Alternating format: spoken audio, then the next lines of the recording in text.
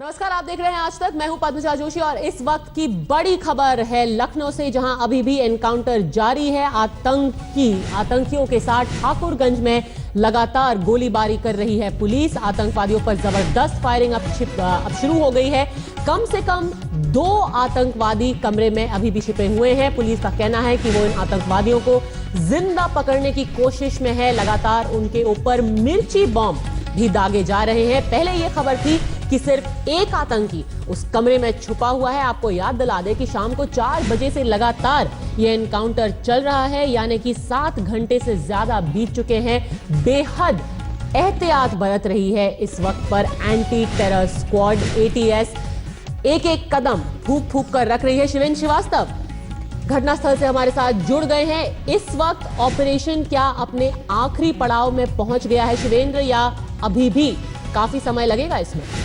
देखिए, ये कहना मुश्किल है कि अभी कितनी और देर चल सकता है, लेकिन काफी हद तक कंट्रोल में अब इसके हाथों में कंट्रोल आ गया है इसका, ऐसा कहा जा सकता है। क्योंकि प्रोमाइस के अंदर ऑलरेडी ATS के जो लोग हैं वो अंदर जा चुके हैं और उन लोगों के पास वेपन है और उससे कंट्रोल करने की कोशिश जा रही है। देखिए, अधिकारियों से जो हमारी बात हुई उसके मुताबिक उनकी आखिरी दम तक की कोशिश रहेगी किसी तरीके से इन लोगों को जिंदा पकड़ा जाए। क्योंकि पहले ये बात आ रही थी कि एक आदमी अंदर है। ADG लॉ एंड ऑर्डर ने बताया था कि वो मूवमेंट नहीं कर रहा है और ये माना जा रहा था कि शायद उसकी मौत हो गई है, लेकिन बाद में पता चला कि इसमें 2 लोग हैं। बड़ा प्रोमाइस है, करीब 5000 स्क्वायर फीट का ये क्रूज जो मकान है उसके भीतर अलग कई कमरे बने हुए हैं। उनमें कहीं छुपा हुआ था दूसरा भी आदमी।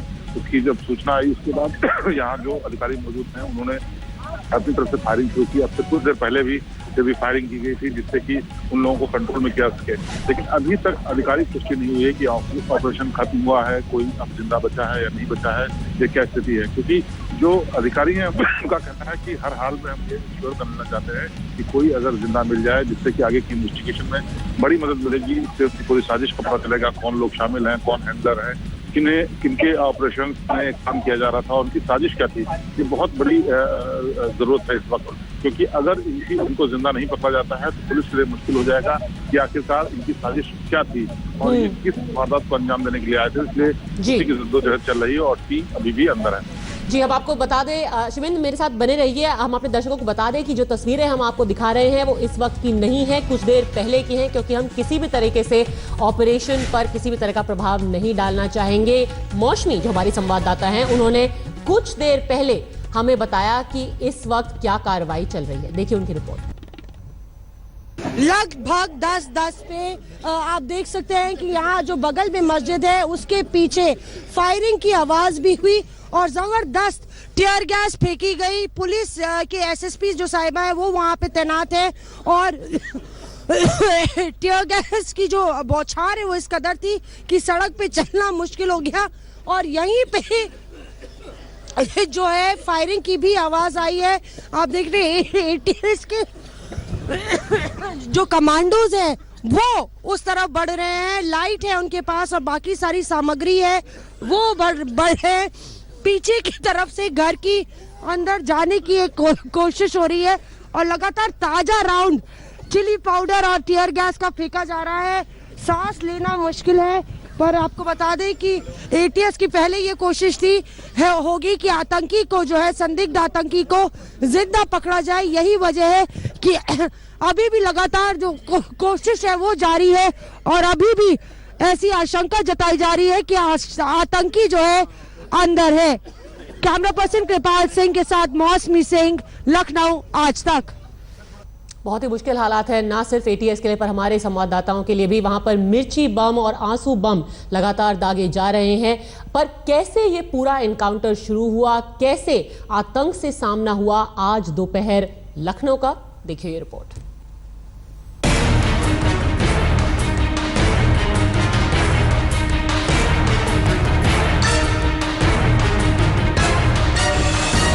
सातवें और आखिरी चरण के चुनाव की पूर्व संध्या पर जब उत्तर प्रदेश सियासी गहमा गहमी में डूबा हुआ था, लखनऊ में अचानक खलबली मच गई। लखनऊ के ठाकुरगंज स्थित इस मकान को ATS के जवानों के साथ पुलिसकर्मियों की भारी फौज घेर कर खड़ी थी और बीच में गोलियों की आवाज आ रही थी। शाम करीब 4:15 बजे ये एनकाउंटर शुरू हुआ था और घंटे भर के भीतर ADG law and order Daljeet Chaudhary इस ऑपरेशन की जानकारी मीडिया के बीच देते नजर आए।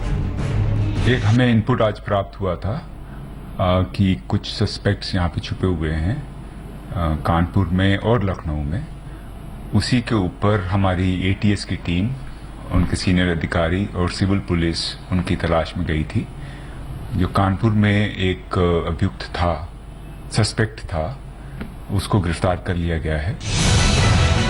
एक तरफ लखनऊ में संदिग्ध को जिंदा पकड़ने का ऑपरेशन चल रहा था, दूसरी तरफ पुलिस के हवाले से लगातार संदिग्ध आतंकी के बारे में खबरें आ रही थी। पुलिस सूत्रों के मुताबिक संदिग्ध का नाम सैफुल है और आईसी से जुड़ा हो सकता है। गृह मंत्रालय ने इसकी सूचना यूपी पुलिस को दी थी। हालांकि यूपी पुलिस के मुताबिक संदिग्ध लखनऊ का ही है। जो इनपुट आया है वो हमें आउटसाइड द स्टेट आया है और इसके क्या लिंकेजेस हैं, ये कौन सा मॉड्यूल है, किसके साथ इसके ताल्लुकात हैं, ये बातें पकड़े जाने के बाद ही उजागर होंगी। और ये भी सिर्फ एक टिप ऑफ है जिसके ऊपर हम काम कर रहे हैं और टिप ऑफ बिल्कुल सही है। जिस प्रकार से जो फर्स्ट रिएक्शन उसके द्वारा हुआ है, ऐसा प्रतीत होता है कि टिप ऑफ बिल्कुल सही है। पुलिस के मुताबिक जब आतंकी से सरेंडर करने को कहा गया तो उसने इससे इनकार कर दिया। सूत्रों के मुताबिक संदिग्ध की तरफ से 3 गोलियां चलाई गई। उसे बेहोश कर पकड़ने के लिए कमरे में आंसू गैस के गोले छोड़े गए। दरवाजे को नॉक किया गया, उसने दरवाजा बंद कर लिया और अंदर से हमको एक पिस्टल को कॉक करने की आवाज आई। और हमारे पास ये भी पूर्व सूचना है कि इस व्यक्ति के पास में वेपन्स हैं अंदर और एमुनिशन भी है। लेकिन अकेला संदिग्ध व्यक्ति ही अंदर है, उसके पास कोई होस्टेज नहीं है, कोई और नहीं है। तो समय हमारे साथ है, कोई हमको जल्दी नहीं है, इसलिए हमने इस व्यक्ति को जिंदा गिरफ्तार करने के लिए चिली बॉम्ब्स का इस्तेमाल किया। इस बीच लखनऊ एयरपोर्ट और रेलवे स्टेशन पर हाई अलर्ट जारी कर दिया गया है। अयोध्या, बनारस, मथुरा में भी हाई अलर्ट घोषित किया गया है। गृह मंत्रालय यूपी पुलिस के संपर्क में है। कल यूपी के 7 जिलों की 40 सीटों पर हो रहे मतदान को देखते हुए चुनाव आयोग ने भी कड़े सुरक्षा इंतजाम के निर्देश दिए हैं।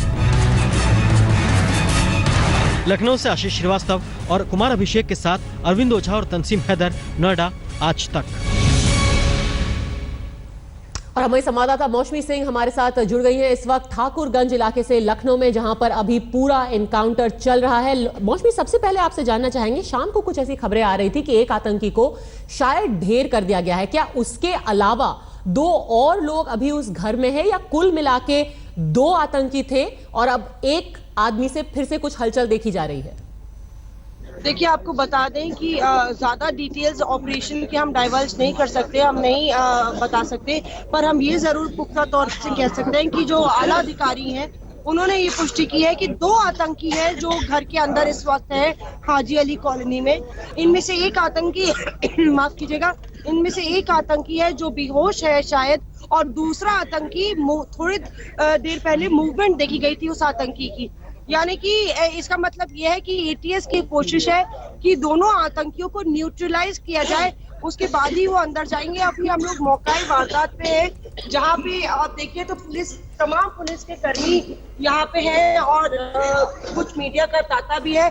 लगातार जो एटीएस के कमांडोज हैं उनकी आवाजाही अंदर से बाहर है और गैस कुछ वक्त पहले गैस कटर्स को बुलाया गया था जिसके जरिए छत में छेद करके आंसू गैस के गोले फेंके गए थे, कुछ मिर्ची पाउडर भी फेंके गया था, जिसके चलते आप देखिए कि अभी भी हम लोग खास रहे और लगातार जो है ये मिर्ची गैस के गोले जो है वो फेंके जा रहे हैं। अभी अगर बात करें तो ऑपरेशन जारी है। किस तरह से ऑपरेशन को अंजाम दिया जा रहा है इसकी ज्यादा जानकारी हम लोग नहीं बता सकते हैं, पर ये अंदाजा लगाया जा रहा है कि कुछ घंटों में ये ऑपरेशन ओवर हो जाएगा। और 2 आतंकी हैं जिनमें से एक सैफुल्ला है जो आसपास के पड़ोसी है, उनसे हमने बात की तो पता चला कि 4 लोग इस घर में रहते थे, रोज सुबह बाहर निकलते थे, जॉगिंग भी करते थे, पर ज्यादा यहाँ की कॉलोनी के लोगों से बात नहीं करते थे, उनका ज्यादा मिलना बैठना नहीं था उनके साथ, और 2-3 महीने पहले इस हाजी अली कॉलोनी में रहने आए थे। तो ऑपरेशन अभी भी चल रहा है और ताज़ा जानकारी ये दे रही है मौसमी की ना सिर्फ गोलीबारी हो रही है पुलिस की तरफ से, पर लगातार आंसू बॉम्ब और मिर्ची बम भी फेंके जा रहे हैं इस घर के अंदर। कम से कम 2 आदमी इस वक्त उस घर के अंदर मौजूद हैं। उत्तर प्रदेश के पूर्व डीजीपी बिक्रम सिंह भी हमारे साथ इस वक्त हमारे स्टूडियो में जुड़ गए हैं और खास तौर पर इस वक्त पुलिस बहुत एहतियात बरत रही है बिक्रम सिंह जी, क्योंकि ये आंसू गैस और मिर्ची बम छोड़ने का मकसद ये है कि ये जो आतंकी हैं उनको पुलिस जिंदा गिरफ्तार करना चाहती है? निसंदेह पद्मजा जी, क्योंकि पहला उद्देश्य है कि ये अगर जिंदा पकड़े जाते हैं तो आपको बहुत ही महत्वपूर्ण जानकारी, इनके हथियार, इनके साजो सामान, इनके संगी साथी, इनकी कार्य योजना, इसके बारे में जो जानकारी मिल जाएगी उसका कोई मुकाबला नहीं है। लेकिन अगर ये विकल्प नहीं हम पूरा कर पाते हैं तो दूसरा एक बहुत ही अप्रिय विकल्प होता है, इनको निष्क्रिय करना यानी न्यूट्रलाइज करना। अब ऐसी परिस्थितियों में जब मुठभेड़ 6-7 घंटे होती है, ये बहुत ही प्रशिक्षित अपराधी दिखाई पड़ते हैं, क्योंकि इन्होंने देखा 6 घंटे मुठभेड़ चली, जब पुलिस बल थोड़ा थक जाता है तो ये अंधाधुंध गोली चला करके भागने का प्रयास करते हैं।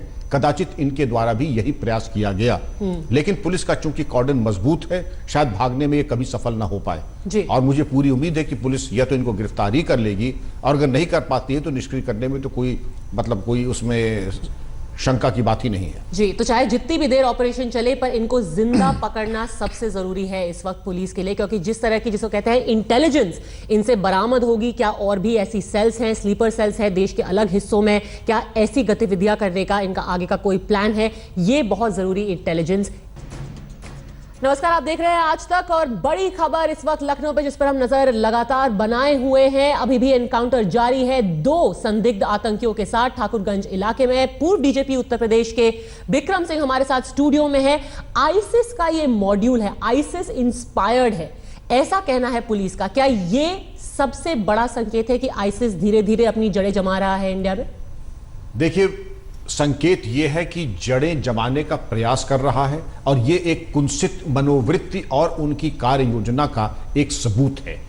जड़ें जमा चुका है नहीं, ये तो डिबेटेबल है, लेकिन यही क्या कम है कि उनके सदस्य यहां पर क्रियाशील हैं। मध्य प्रदेश में उन्होंने ट्रेन में विस्फोट किया, इसके अलावा कानपुर में उनसे मुठभेड़ चल रही है। इनकी 1-2 की संख्या नहीं, इनकी कम से कम 4-5 की सदस्यता है, और 4 राज्यों में है। ये एक बहुत ही गंभीर प्रश्न है, और इसके बारे में आपराधिक अनुसंधान तो होना ही चाहिए, लेकिन अभिसूचना संकलन और इसके बारे में कार्य योजना भी ऐसी पुख्ता होनी चाहिए कि ये इनका प्रचार और प्रसार और किसी भी तरीके की इनकी जो घृणित कार्य योजना है वो कभी फलीभूत न होने पाए। तो यानी कि सिर्फ इंडोक्ट्रिनेशन और रिक्रूटमेंट ही नहीं, अब सब लड़कों को, युवाओं को बरगला करके उनसे आतंकी घटनाएं भी कराई जा रही हैं भारत के अंदर। लगातार हम आपको अपडेट्स देते रहेंगे। लखनऊ में हमारे संवाददाता शिवेंद्र श्रीवास्तव और मौसमी सिंह आपको पल पल की जानकारी देते रहेंगे। वक्त एक और ब्रेक का, फौरन लौटेंगे। आप देखते रहिए आज तक। आतंक के तार सिर्फ लखनऊ से ही नहीं पर उत्तर प्रदेश के और शहरों में भी जुड़े हुए हैं। इसके पहले एक आतंकी को गिरफ्तार किया है कानपुर में। अभी भी ठाकुरगंज में कम से कम 2 आतंकी छिपे हुए हैं एक घर के अंदर। पुलिस का ऑपरेशन लगातार जारी है और राज्यों में भी इस बात की तफ्तीश चल रही है। पुलिस को यह शक है कि मध्य प्रदेश में जो सुबह हमला हुआ था ट्रेन के ऊपर, ये पूरी साजिश इस मॉड्यूल ने रची थी। इस ISIS मॉड्यूल का हाथ था उस धमाके के पीछे। लगातार हम आपको अपडेट देते रहेंगे लखनऊ से और बाकी शहरों से भी। वक्त एक और ब्रेक का,